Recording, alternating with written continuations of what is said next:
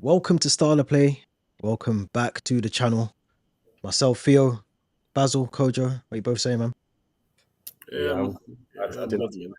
didn't have to worry about my club this weekend, so I could have like nice peaceful weekend. I Nice. had to worry about my club, but after seeing what John Cena did, nothing can break me ever again, man. I'm done. I'm done, man. Oh, it's crazy, man. It is crazy. It's nice to have a week off, though. Like, I'll be honest, like, I've watched football as a neutral, Yeah, and you don't get that feeling after the game where, like, you just want to, like, you just can't, like, process what's happened. I didn't have none of that this weekend. I was just enjoying football. It was brilliant, man. It's brilliant. I agree. No stress of penalties or nothing, man. Gonna get onto Man. Oh that. yeah. I wonder why you mentioned that one. There's been some good. No, there were some good games though. There were some really good results. Some good games. I'll be honest though. When I was before the games kicked off on Friday, I think it was Villa played on a Friday. I wasn't looking forward to hardly any of the games. I looked at the fixtures and I just thought, I agree with you, Theo. I agree. I felt the same yeah, too. I didn't fully watch. I didn't watch the whole of the Villa game. I think I tuned in. I oh, it was tuned off. boring. You, Well, literally just before halftime, I'm like, I had on as background TV, but even then, it wasn't entertaining. So I went to do something else. yeah, no, it was a flattering 2-0. I'll be honest, Yeah, because it didn't feel like a 2-0 game.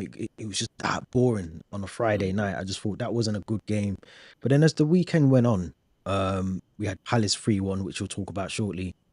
But Bournemouth Wolves, Preston Burnley in the FA Cup. Then we had the Newcastle, Brighton, United, and Fulham yesterday. And I think there's a game tonight, which is Forest and Ipswich. But um, out of those teams, I mean, obviously everyone's saying that Man City are the team that should really go on to win it. But I don't actually, I don't want Man City in the final. I'll be honest. And the reason I don't want them in the final is because I think if they are in the final, it's going to be a boring final. I want two teams that are going to relish the opportunity to go. Someone like Brighton, who I don't think have won a domestic trophy, especially not in my time anyway. I don't think they want one at all. Um, for someone like them to go to a final, I think it would mean a lot more for them and maybe Forest or someone else to go and get their trophy. I'll come to you first, Basil. What do you think? Do you think it is City's to lose, or do you think it's just this whole City are expected to win? I don't even think City are expected to win. I'll be very surprised if people say that. City have been bad all season. And you only have to look at the match with Plymouth once again to show you just how far City have fallen. Because if that City of old, they wiped the floor with a team like Plymouth 7-0. But even then, Plymouth took the lead. And in the end, obviously it was comfortable for City, but, there were still danger signs. The fact that they went 1-0 behind against Plymouth and they haven't played well at all this season. People, I don't even count City as even like the big team in that competition because City can get beaten by any one of those teams. Maybe bar, um, is it Preston? Was it Burnley that went through? Preston beat Burnley. Preston 3-1. Maybe bar Preston, every other team there is competitive because you're talking Bournemouth is there who can beat City on their day. Brighton is there who can beat City on their day. Forest are playing Ipswich tonight. I expect Forest to win. They can beat City on their day. So I think apart from Preston is even for every team there. I don't even think teams look and think, oh, we fair City. I think any team will happily take City in a semi or even in a final because that fear factor from City is just gone this season. It's the whole thing of it's like any competition. Once you see a big name, people just disregard what's happened during the season. When Yeah. in the cup competition, they should go through. It never works like that. And obviously, I think also with the fact that City had won the FA Cup and the League Cup so many years in a row or whatever. So obviously they looked at the favourites. Hopefully they get back into form and all that rubbish. But you're right. Forest have been fantastic this year. Bournemouth have been very good this year. Brighton have been up and down, but they still got enough players to cause you big trouble. And you know what? Preston probably won't make it to the final, but the fact they're on a run right now, they drew Villa. They have no reason to be fearful of Villa because Villa haven't been electrifying to say the least. Like there's chances to beat these teams in the cup games. It just takes a moment. That's what the cups are about. They're moments. So yeah, City just by name, I guess, and by accolades will be They've considered the still got a favourites. good. They've still got the best squad out of the teams, though. Like you look at the Oh no, teams. they do. But if they lose, So you won't be shocked. It won't nah, because of course. But I don't just want by them the in the season. final. I don't Oh want no, them in. that's right. I don't want them in the final. I know you don't, but No, for but obvious reasons. I think Bournemouth generally knocked them out in the next round anyway. I think I think Bournemouth beat them. I think Bournemouth beat them. Yeah. And I also add this. I like the fact also that we've got. I've been calling for it for a very long time. That they got rid of the stupid replays. To be honest, Yeah. because everyone made a big hoo ha about, oh yeah, but it helps the smaller clubs survive. Well, I'm like, if the smaller clubs are banking on replays to survive, then it shows how badly they managed and they Yeah. managed their finances. Because obviously you're talking about hypotheticals. Because ultimately, if a team wins a game in the 90 minutes, replays don't exist. So when people are making a big hoo ha, I'm like, it's nonsense. I'm glad they got rid of it. I did like the fact that there were 2 games that went to penalties, and people can have the excitement of penalties rather than having an extra fixture Yeah. to do midweek. Because, like I said, especially when you had the replays, teams just saw it as more of a hindrance because it's like, oh, now we need to have another congestion. So I like the fact that teams know they can go in one game. If we don't do it in 90 minutes, we have the extra time and we have the penalties. And I enjoy, like I said, I enjoy penalties. So I enjoyed the 2 penalty shootouts that we had this weekend. I enjoyed them as well, man. They were decent. I did, but going back to my point though, I do like my original point. I do feel like the magic of the FA Cup's been lost a little bit, and I don't know. I'm not saying because of the teams that aren't in the FA Cup. I just mean, I don't I think know. I think it's back this season, Theo. The reason why I think it's back, me personally, because I think the fact that all the other big teams have been knocked out, I think it's back because what I think it does is it gives. I think if someone wins it apart from City, it gives teams hope again that, oh, we can win this, because for a very long time it's always kind of been the big teams winning it. And I think now if someone else apart from City wins it, I think for the next few seasons that may just encourage and drive teams to say, hey, we can win it, and maybe we could get better quality games because teams can say we have a real chance of winning it within the next 5 years. Because I think what we're seeing is that sometimes teams don't care as much because it's always been won by the big teams. I think if a Brighton win it, if a Bournemouth wins it, or even if a Villa of Nottingham Forest, I think it can inspire other teams to have a proper go of it over the next few years.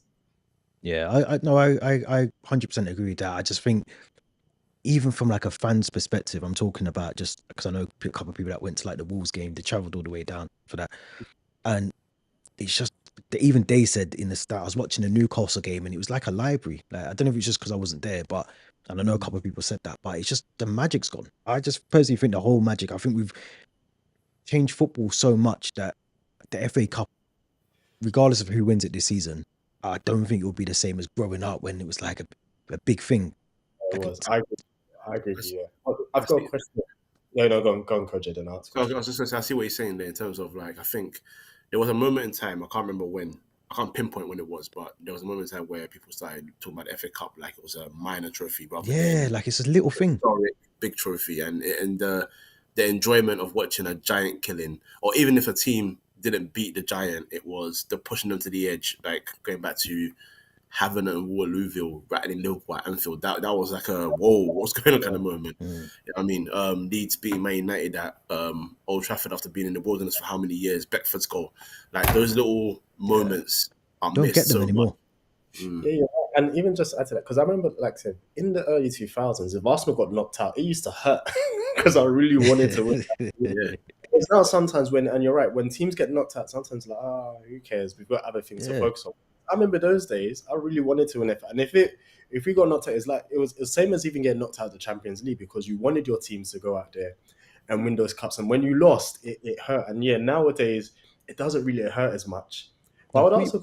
Yeah, when we went out the FA Cup, I wasn't bothered. So I'm talking about myself when I say this. Like I wasn't that bothered. Like, I should be annoyed that we went out, but I wasn't bothered.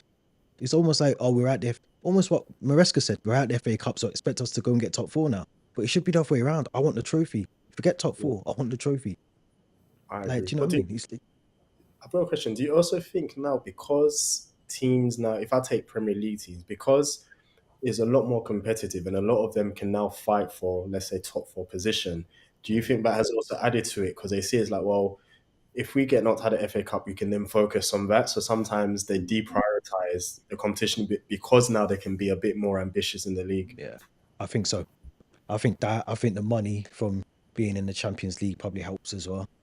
But I think I clearly, you can see from Chelsea's perspective, it wasn't about getting the League Cup. It wasn't about getting the FA Cup this season. It's all throwing everything into getting top four, and that's just from a fight. I think that's more from a financial perspective from the ownership. But I just think like, FA Cup for me growing up was like it was just as big as winning the Premier League. I know it sounds mad, but It it's was. up there. It's up there with it. Like You celebrate the double. When you won the double, it was huge. yeah, I like it mean, was it was so, massive. It was Yeah, massive, man. I remember the day when we beat Arsenal. I think what was it 206 when we beat United in the in penalties in the FA Cup Yeah. I final. mean the Thievery Cup final, yeah.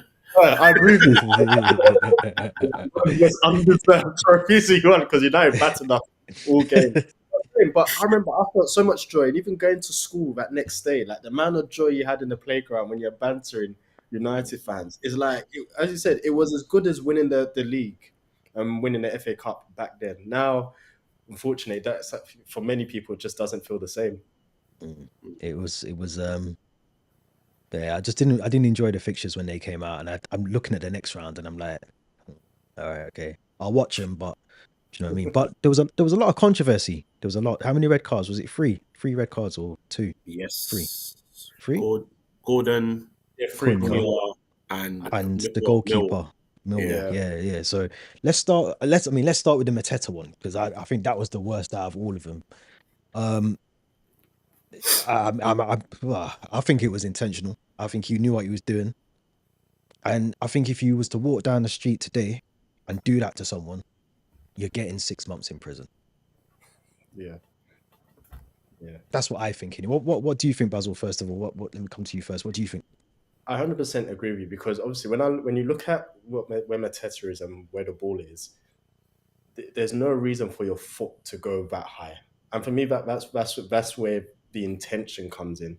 There was no reason. Usually, yeah, because I don't understand why it was definitely intentional in my opinion. It's one of those I think it's one of those old school challenges that back in the way they say you get the ball and the man, and that's what it felt to me. It felt like of that mindset where it's like I'm gonna get the ball, but if I have to come through you, Mm. I don't care for your well being whatsoever. And it remind me of that kind of chant because when I saw it, I couldn't understand why on earth his foot, especially when the ball is about this high, why you're leading with your foot. Usually people maybe go in your body, maybe with their head. I can understand if he's gone in with their head to header it, but with his feet in with that kind of chant, it's ridiculous. And honestly, yeah, I can't remember the last time I've seen a challenge that wild and reckless. It's been a while since I've seen a challenge that wild and reckless.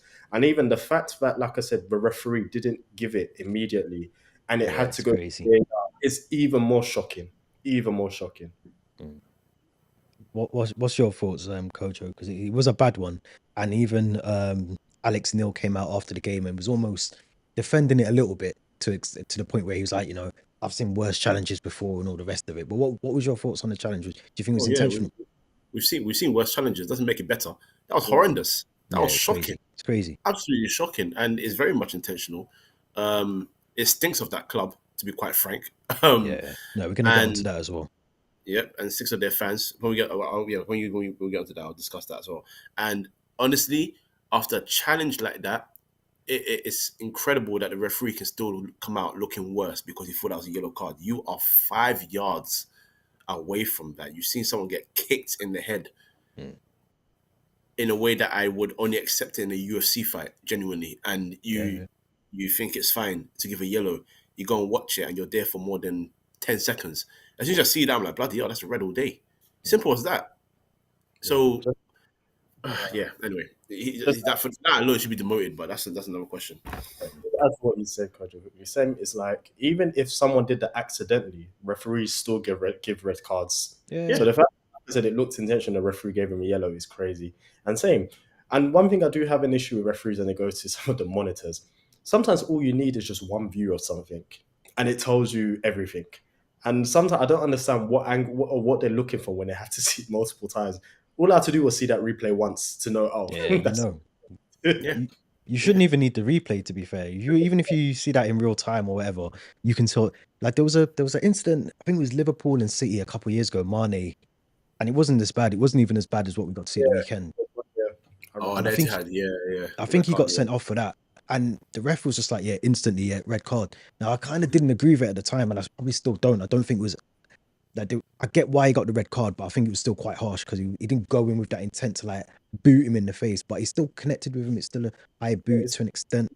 It's the fact that you're just endangering. Obviously, there's Yeah, people don't know, exactly. but the moment you endanger someone in that manner, then unfortunately, as a ref, you just have to give the red card.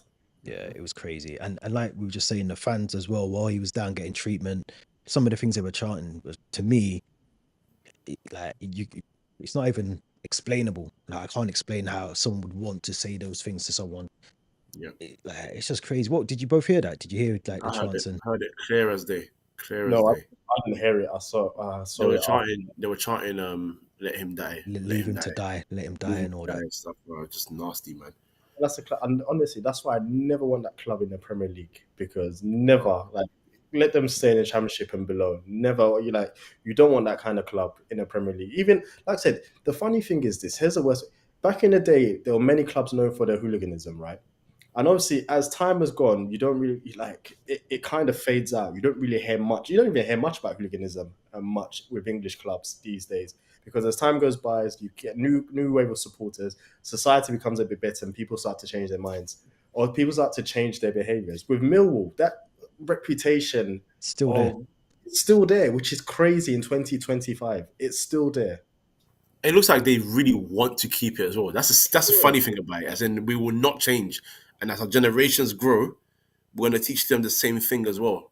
It Honestly, just stinks of them, man. It's this nasty club. Nasty It's club. crazy. I've never really liked the club anyway, for obvious reasons. But like, to hear what they were chanting, and I'm sure they were chanting like other things to Mark Guehi as well. Obviously being yeah. ex Chelsea and all that, and I just think these lot are just shameless, man. They ain't got no shame. They ain't got no nothing, and you can only imagine they're saying like racial things as well. And they got black players playing for their team.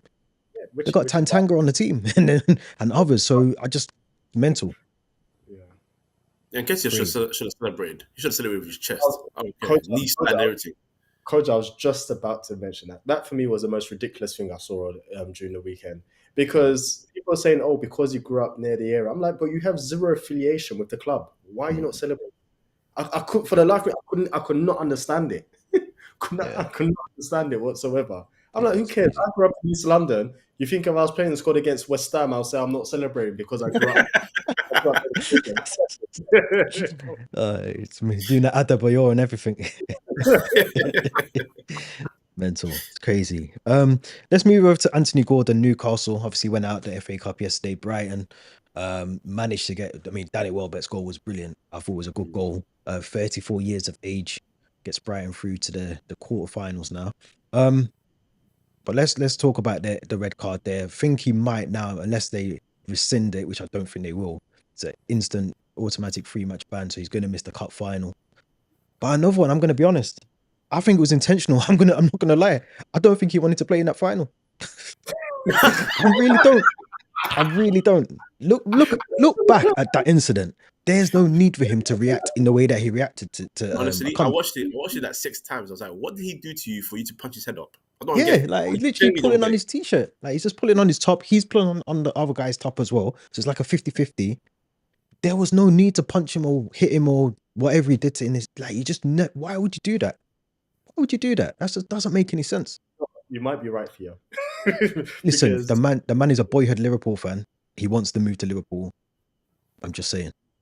you might be right. Because obviously, and I thought back because I thought even on a normal game, even just on a regular game, because obviously people say, "Oh, keep your head, keep your head." He wasn't rattled. There was nothing that would have rattled him for him to do that because it's just a shirt pull, which happens basically every week. And then secondly, even on a normal game, just a normal league game or whatever game, you wouldn't even react like that. So then there are Exactly. questions as to wait, why would you react? Why would you react like that? Fucking feeling, honestly. The only thing they said was I think he'd missed a chance just before that in the So commentary. But then that don't that no, I'm not defending him. I'm sorry, not. no, you're Sounds like not. But why? I'm defending him. Why? But like, at the end of the day, that still doesn't make what he done right. And also, you don't react like that anyway. There's no need. Um, I mean, Kojo, did this now because obviously Isak limped off as well. The final is in 2 weeks for the Carabao Cup or the League Cup. Um, Is it Does 2 weeks this? or is it Uh, 2 weeks it, or next? I think it's 2 weeks. I I'm think sure it's 2 weeks. 'Cause I it's think we two got weeks. Premier I League, think it's like Premier League this this weekend, but the then 16th yeah, or something like that. I think. Oh, okay, yeah, that's fine. we Yeah. got Premier League Um. this weekend, and then yeah. So does that kind of give the advantage now? Obviously, they already had an advantage. They've had a brilliant season, Liverpool. But I always think with finals, it doesn't matter if you're unbeaten all season and you go into that final. There's still that 50-50 chance that you could lose that finals. Who wants it more on the day? And I thought with Newcastle, they were so close last time trying to win the trophy. Um, if they don't have Isak and they do lose Gordon to the suspension, is it game over before they kick the ball? It won't be game over, but you need your best players in the cup final, man. On top of that energy that you're bringing, you need Isaac. I mean, Isaac's your goal getter. Simple as that. And Gordon is your best winger. Simple as that. So that's two key men gone. And it seems like Chicken Murphy only ever assisted Isaac. So if not assisting him, who's he finding? So it's just one of those situations where even Isaac, he missed the Liverpool game, so I don't know why he was rushed back for a cup game. I understand you want to win the cup. Don't get me wrong, but you've got another cup final on the horizon. You need to think about these things. Maybe bring him off the bench. I don't think you need to start him or risk him. It's a bit, I don't know, but yeah, Gordon's cost them big time, and Liverpool are going to be bouncing about that because the first thing you want is their key player out of the game, and if you get two out of the game, out of the league match, and then out of the cup final as well. Oh, Yeah. they're living a dream. Hey, you might be on side as well because now there's links to him going to Liverpool in it, Isaac as well. So hey, man, it could be Yeah. a could be a deal done in the distance. You never know. It was a bit of a mad one, but I thought Brighton deserved to go through in the end. I thought they played really well. I know they had their own sending off. We forgot about Lamptey's second yellow, which got him sent off. But um, I don't know if I should say this out loud, but I feel like Brighton could go all the way in the FA Cup. I don't know They why I could, think that, but I they just could do. feel they're the team for me that I think could go all the way. They could. Brighton are a funny team, as Koji said, because they started off well, then dipped, but they've picked up form at the right time. And you know what is and I like the way the teams like Brighton pick up form because they pick up form under the radar that you don't even notice because obviously the dip because they dipped, no one concerned themselves with them. And then what it is, they picked up form under the radar that no one kind of took notice of him. Like got to the point you look at them, it's like, oh, they can finish top four now. They're in that race again. And then same when you pick up form at the right time and you have the cup competitions coming up, then that helps you because then, like I said, they played Chelsea, beat them in the FA Cup, played Chelsea again, beat them in the league. Then they beat, was it Bournemouth that they beat? Or Yeah. was it Fulham? Yeah, put Bournemouth. And now, like I said, they've beaten Newcastle in the cup. And what that does is it's just giving them confidence at the key stages of the season. Like you say, oh, they can really achieve something. Because like I said, top four is up for grabs. Even City being in fourth place doesn't mean anything, to be honest. Doesn't Yeah. it? So imagine, so Brighton could go to the final. They could even finish top four if they get their run of results correct at the right time of the season. So yeah, I think I agree with you. They could be the team to go to the final. They look the most solid. I mean, I didn't watch the Bournemouth Newcastle game, so I'm saying it without watching the highlights there, but they look like the most solid team that I've watched over the from Friday up until now. Obviously, Forest and Ipswich tonight, but um, Kojo, what do you think? What's your thoughts? Do you feel who do you think could get to that final and go all the way to win it? If Forest do win today, because it is the FA Cup, Ipswich could do a shocker. But if Forest were to win today, I'd still go Forest just because I think based off their whole form of the season, there's I don't like using the word aura. People usually bang out too much, but they've got something around them right now that's sort of just giving them a bit of energy. And people like Wood scoring so many goals, that's not common Yeah, for yeah, him in the league this year. And they've got a system that just works. They're very direct. I think the key thing as well is that they've got two very good solid centre backs in Milenkovic and Murillo. That's very key as well. So yeah, I would probably back them. But after them, I would slightly back Brighton more than Bournemouth, only because I know Bournemouth have been good this year, but they've got a result in two of them where they get popped and they have no answer. It's a bit weird. Um, yeah, so I'd go Nottingham Forest, then Brighton, and then Bournemouth as my top three to win it. But I'm backing Forest on this one. I think they'll spin Ipswich today. To be quite frank, I was trying to be nice to Ipswich, but Bunda, they're getting spun today, man. You just got, you still got that hurt from last week in Yeah. the system, innit? Well, from last weekend. Switch. You played them last week. Didn't they give you a game at Old Trafford? Oh yeah, we beat them, man. It's okay, man. It doesn't matter. No. That's shameless, man. Don't do that. They Nah, gave you honestly, I forgot. they That's what gave you a I'm telling game. you, bro. I They forgot we gave got you the a game. game. Southampton gave us a game, but they're still going down as well. Exactly. It is what it is, man. Exactly. Which Yeah, it's makes what it it is. even worse that they're going down. Yeah, man. It's all right, man. But we It's beat City as well. That's what I'm saying. United are weird. They're a dumb club as well. It is what it is, man. it's That's perfect crazy. time to jump. It's great That's segue.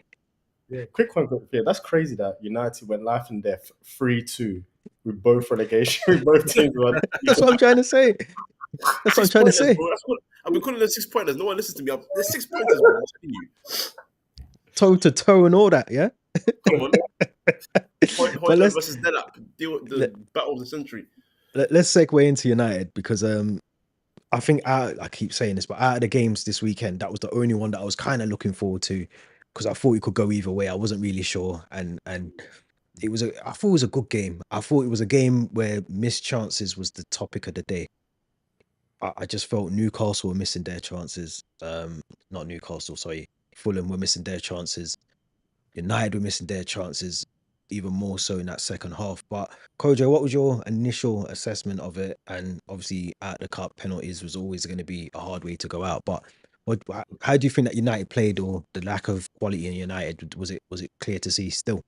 It's the same story as every week, man. To be quite frank, I know how United games are gonna go. Like I can tell you a script beforehand, and it will just go just like that. And United's thing under Amorim is they just miss a bag of chances. When you go and see this, I don't like doing stats. That's not really my thing. But you go and see the stats of big chances created this season by Premier League clubs, big chances missed. Man United top, or at least top 5 in both of them. So you're missing as many chances as you're creating, and they're big chances as well. Unfortunately for us, they're falling to people that just don't know how to strike balls properly.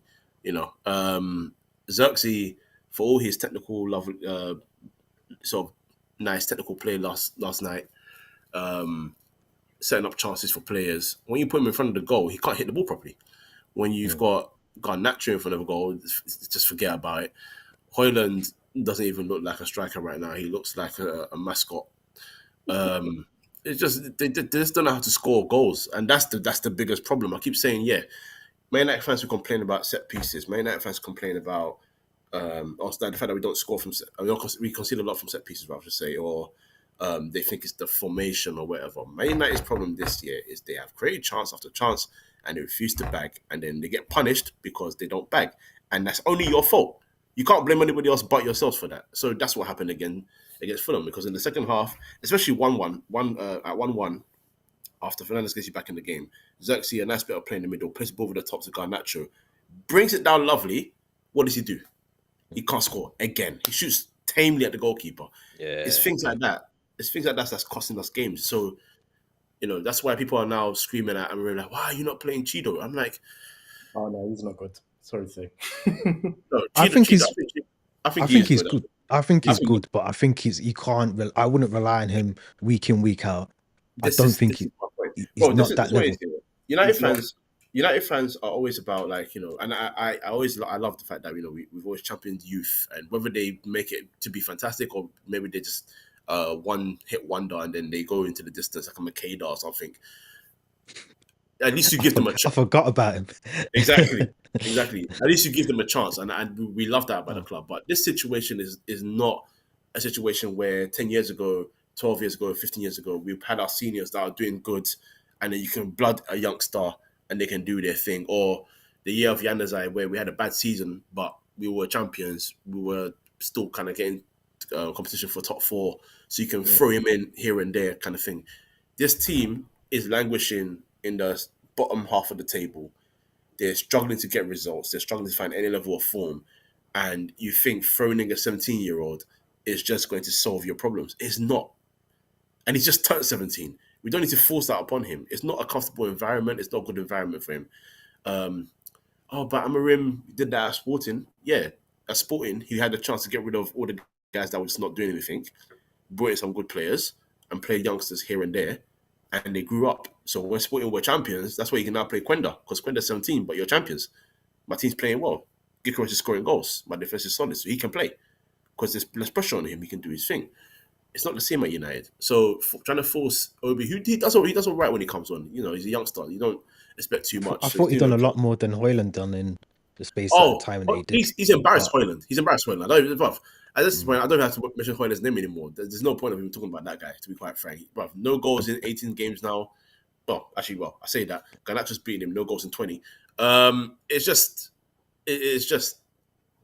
horrendous. But this is what I'm saying. They create chances, they just know how to score goals. And then they get punished because defensively, they're not good enough. But then there's also an issue of lack of availability from players. And I'm not saying, if we had Luke Shaw back, Mount, all that, the results would be 10 times better. What I'm saying is, once you've got so many unreliable players and cogs around, and then the players that you are playing are not able to finish their chances, you just got a whole load of issues coming on. And whether it's a 4-3-3, 4-2-3-1, 5-3-2, 5-3-2, whatever, the players are not going to cut it. And that's what you saw again against Fulham. So, and even Fulham as well, they missed chances, didn't they? Like you said. So, it's same old, man. I can tell you the script for next week's game as well if you want, man. Man United against Arsenal. Man United will start all right, create about 4 or 5 chances, miss them. Arsenal, despite not having a striker, will go ahead for a Mikel Mourinho header, and then Man United would equalise, and then they'll get a bit excited, bring on Chido because Hoyland's done nothing again, and then Arsenal will break away, give a through ball to Trossard, and he's going to bag it 2-1 game over Arsenal win. I can tell you the whole story, every single. This is what it is. I'm sure Basil will take that. Basil will take that. But my thing with Hoyland is that obviously he's paid 72, something like that for him. I'm not saying the fee should match up to I don't like using transfer fees to measure someone's time or quality that they bring to a club, but I just think with Chido, I think I would play him. Not every game, because I don't think you can expect a 17, 16-year-old player to just solve a lot of problems up front for you. But he's shown enough quality that he's much better than what you have as a £72 million player that clearly isn't confident enough in front of goal at the moment. Mm-hmm. I'm looking to think he might be up the pecking order before I bring on Rasmus Hoyland. But again, I had a discussion yesterday with my guy Semps, and I was saying, I understand that point of view because naturally, I'm fed up of Hoyland not being able to even do anything effectively as a forward. But I don't think it's also. I think if I'm looking at the manager, he's probably thinking, do I force in this kid at this situation in time? He could do great things. Is it forcing in though? That's what I think the point. No, but how is he forcing him in? It is forcing him because he's coming from Arsenal in the summer. Yeah. And he's just settled into the under 18s. He's doing well there. He's not progressed through like under 18s to under 23s, and then he's just gone boom, and it's a panic thing. I'll be very honest. This guy's not producing, so we have to look at who's next. Oh my god, we need to put him in there because they put Xerxes in there. Xerxes what's the harm in that though? What's the harm in putting him in? The harm in that is if you don't continue to improve results, which is probably going to be likely, you're still going to have the fans complaining about this kid now. But then you know what the thing is, you put him back in the youth setup, and he's got plenty of time to mature and develop. But the club situation the fans are not going to give time for that. They're not going to allow that. This is what they do with the youngsters these days at Man United. They do this. No, I'm being honest. That's the fans' problem. Then that's the fans' problem. Exactly. That's why I've been calling them spoiled brats for the last 6 years. you have to be fair, brats, because they can't. I understand that maybe he should be given a chance because these guys are not producing. I absolutely understand that, and he would have to play his way into form. He's done well for the under 18s. He's scoring a lot of goals on the under 18s. He's looking well. But United fans can't sort of put into their mind about the situation they're in now. This is not Man United that they're used to or were used to. This is Man United that you need to get used to now. We're not the same. So saying that this 17-year-old hopefully will fix things, understandable. He's part of the first team set up now. Cool. So he can get more minutes now. Understandable. So if you start him, I'm not going to say no. I even think we're leading towards that, to be quite frank. And then it's not me saying start Hoyland all the time over him because Hoyland's been poor. Yeah. The issue United have is Hoyland, when he was bought, number one, the fee was ridiculous. But number two, he wasn't even near being the number one striker at Atalanta. So asking to be the number one striker at United is a heck of a big issue, a big jump. And then he's not performing, so you're asking this youth to now step in. Next thing you know, Maguire's going to miss a header, and they're going to say start Heaven in defense now by force by fire. He doesn't need that. These guys need to come in and settle a little bit. This is the situation. The seniors should be doing their flipping job. Unfortunately, they're not. So we're looking at youth now to come and do them. It's not the same situation, but he'll start. Hey, Hopefully, he does it right. Hopefully, he does it right. But I don't think anything changes, man. The club sucks. The fans, the players suck. The fans suck. Nothing's going to change. what's your thoughts, Basil? What do you think? It's definitely a full situation. And anyone who's watched Chidi, he won't be good enough for Manchester now. And this is with me, because I didn't even mind him leaving Arsenal, because what he is, he's a flat track bully in terms of his height and his physicality. And then secondly, if you look at the type of goal, because when I'm watching players in the youth, I'm looking at what they do and their overall profile and ability. And what he reminds of like Eddie Nketiah at Arsenal, and when we had J. Manuel Thomas at Arsenal, where they scored a lot of goals at youth level. But then you look at the overall playing, you knew they weren't going to make it as at Arsenal, and it's the same with Chidi. He's not a great footballer. What he is, when you look at him, he's a traditional number 9 where he gets a lot of his goals in the box in terms of making them runs or sometimes feeding off the scraps where if the goalkeeper saves, he can get in the tapping or putting himself in the positions where he can get in the tapping. I don't think his overall game is good, and I don't think he'll make at United. I think the issue, as you said, is that the United forwards are so bad that ultimately they're just forced that, we need to just, whatever options is available, where we have to put it there because the overall squad is bad. And you only have to look at even Arsenal's situation where we have so many injuries, but Arteta still isn't using the youth, because ultimately you have to wage up that, are they even good enough? Even though we're in a desperate situation, are they even good enough to be playing for us? And obviously at Arsenal, that's why you're not seeing some of the youth players play, because some, like even as a forward, some of them are not good enough to be in the first. And so Arteta's like, I have to work with what I have. United are in the plan, because everyone is so bad, they can't even say, we can stick it out with these players. They're like, well, let's look in the youth. Let's bring in Chidi, who, like I said, he's only just turned 17. So why are they forcing the situation? He should naturally be progressing into the first team where, opportunity has come up. Let's give you the opportunity because you merit it. This is, I won't say it doesn't merit it, but it's kind of unmerited because the forwards are so bad. They're like, we just need another option because I can't work with Højlund. I can't work with Zertsky as centre forwards because they're so bad. And ultimately, like I said, I've said it many times, United just need to clear that entire squad. It just needs to be cleared. Even Zertsky himself, right? I don't even think he's good enough to be at United. I watch him, right? What Zertsky is, he's like, Yeah. he plays in slow motion. You can tell he's got technical ability, but he's a very ineffective player, because sometimes I watch him, he does something good, lays the balls off, and he's admiring his pass. He kind of, to get forward, he moves in slow motion. He'll do something, play the ball, and then take his time to make the forward run. Where certain players, they do something, you see them busting a gut to make the move forward to be in the position to score goals. Zertsky, for me, doesn't look like a player who's interested in scoring goals whatsoever. He seems like a player who's just like, I want to kind of do all the fancy stuff, knit things together, and kind of just admire everything else. United need to just clear that entire squad in the summer. And if you need to go through growing pains, go through growing pains, because there's no point keeping these guys, because you will continue to have the same problems year in, year out. You just have to revamp that whole squad and get rid of everybody. And it's at that point, get rid of everybody. The only person I would keep in that team is Bruno, but keep him as a squad player, not as a first team player personally, because he doesn't do it consistently. Yeah. Sorry, just a way of time. Just quickly. Just something I slightly disagree with, and this related to Cheeto, because football is all about system these days. Mm-hmm. And it's hard to really judge players on their overall ability when managers want to play a certain way. I don't think his overall ability is fantastic, but he's still young enough to develop that. But more to the point, the traditional number 9 in Amorim systems tend to work the best. That's why he gets his goals. His strikers score goals as pure number 9s. He wants them in and around the box. Unless you've got like the physicality of Gyökeres, that's different, because you can throw yourself all over the pitch. That's different. So maybe Chido will work for him, but that's hoping that the club don't flip and bottle it and forget their long-term plan and get rid of Amorim. If they do that, we're back to square one. So yeah, Amorim's staying. Amorim's staying at United. He better. Yeah, he's not going anywhere. We'll see next season. You never know. But I think, I agree with both of you. But I just think, at this point, I don't see how the manager can't give him more minutes.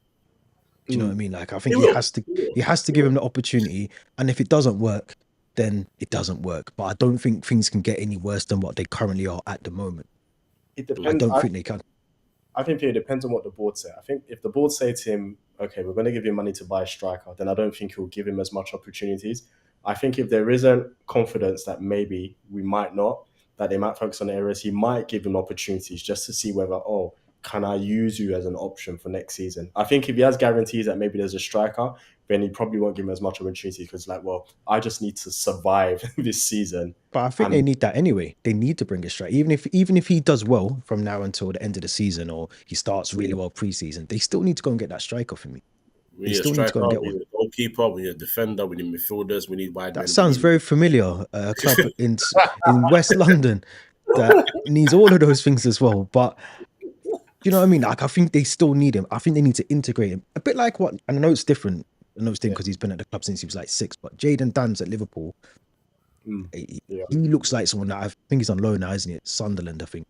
But he's going to be ready to come up, and he's had minutes at Liverpool. He played in the final against Chelsea a couple of seasons ago. He's ready to play in that Liverpool squad. Not first name on the sheet, but he's definitely ready to go in that team. And I think the same has to happen here. But he's only going to get that opportunity if he gets given the minutes, in my opinion. And I'm not talking, like I said before, I'm not talking consistently week in, week out. But he's going to need to get those minutes under Amarin this season. It's hard because, as Kojo said, usually when you want to, even if you want to go for a youth policy and bring in a bunch of youths, usually what you do is you have a decent core that you can integrate them with and that they can learn and gel with. The issue you have at United where it becomes more difficult is because you're bringing in youth with bad players or bad performing players. So Sounds very familiar. So it's not a great environment for youth to actually be the ones to spare. Because even when Arsenal were having some of their problems, and the manager gave Saka, Smith Rowe, and I can't remember when he gave. Even though we were inconsistent, but we still had a good core where the players could come in and kind of integrate with. At United, it's very, very rotten, which is why it's very, very difficult to kind of integrate youth at United, even if the manager wants to do it. Yeah, I get that, because I think even, again, going back to the Liverpool thing, they've got players around them. They've got leaders in that team. They've got a Van Dijk. They've got one of the best strikers, wingers, whatever you want to call him, Mo Salah. They've got players in that team that is able to put their arm around someone like Jayden Danns and teach them, guide them. Whereas United don't have that, Chelsea don't have that. So I get that, but I don't think things can get any worse from an attacking point. Watching them yesterday, I was thinking, I can't believe between Xerxes, Garnacho, and Rasmus Højlund that they're that bad going forward. Oh, I can. I was getting mad. It's not even my team, and I was getting mad with them. I was thinking, what's going on? So something's got to change, and I think Basil, you're right. I think they have to get a striker, and whether that's their priority, like their top priority in the summer, they have to go and get a striker, because if they don't, game over, game done, game set and match, because they ain't winning nothing. No way. In my opinion. Sorry, before we go, Rooney, you have no right to tell other managers that they're naive. Your managerial record was poor. Guy. I did think I was a bit mad that he was in the studio talking about like managerial stuff, and he's just been sacked from Birmingham, Plymouth, and Derby, and all these other places. Where was he? Was he in Minnesota or Washington? Wasn't it, in America? Yeah, fumbled that one places. As well. I did think that, but then I didn't want to bring that up today. I didn't want to bring that one up today. But we should talk about that on the next episode, actually, like because I know we spoke about the Carragher stuff, but I want to talk about Frank Lampard, because he's doing a very good, quiet job at Coventry. He is. And I want to talk about managers that we watched as players growing up, where they are now, even the likes of Zidane, all of those kind of managers, and see which ones where do we rank certain managers? Because Wayne Rooney is probably going to be bottom of our list, let's be honest. If he makes the list. Probably. Does he even make the list? That's the bigger question. But Kojo, Basil, thank you very much. As always, pleasure. Appreciate you both jumping on. If you're new here, as I say, the subscribers ain't subscribing, man. The analytics are analyticaling. Is that even a word? I just made it up. But I'm looking at these stats and people are looking at this video and they're not subscribing. So please just hit the subscribe button, like the videos, share your comments, all the stuff that helps engagement and all the rest of it on the channel. We appreciate it. Until next time, we'll be back soon. Starla, play football. Enjoy the rest of your week. We're out, man. We're done.